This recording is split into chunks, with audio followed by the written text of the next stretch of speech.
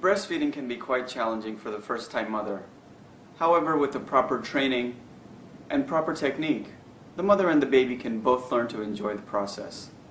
It's very important that when you take the baby to the breast, the baby latches on properly and sucks, and you know when the baby is done with the feeding so that you can take the baby off when the baby is done. Typically, the baby might start off with one side and take about 15 to 20 minutes, and then gradually move to the other side and might take another 5 to 10 minutes.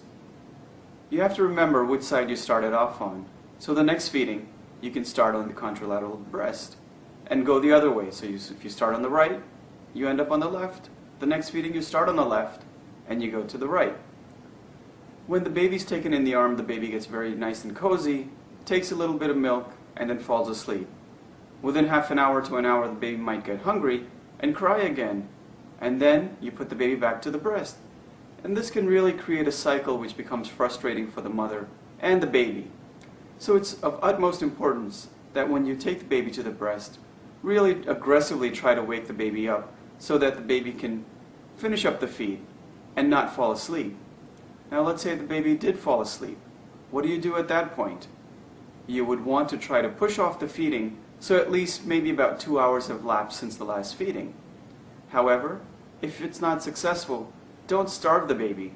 You need to feed the baby when the baby needs the milk.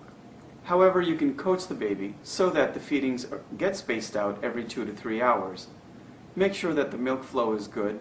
Make sure that the baby is comfortable. Make sure that you're comfortable, most importantly, and the breastfeeding will become an easy process for both of you and enjoyable.